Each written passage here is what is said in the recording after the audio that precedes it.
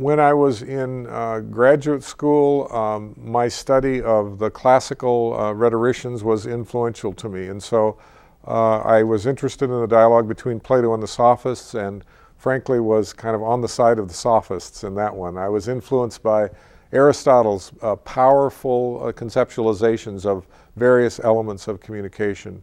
I was influenced by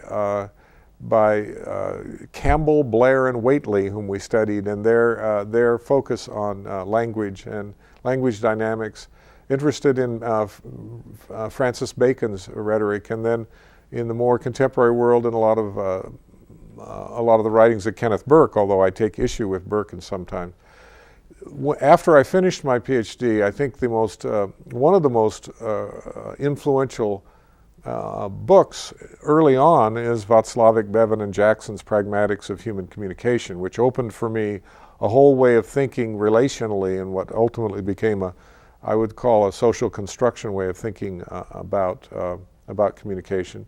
And then on the philosophical side, Martin Buber has been an extremely influential philosopher for me. I've continued to work with his ideas and teach them.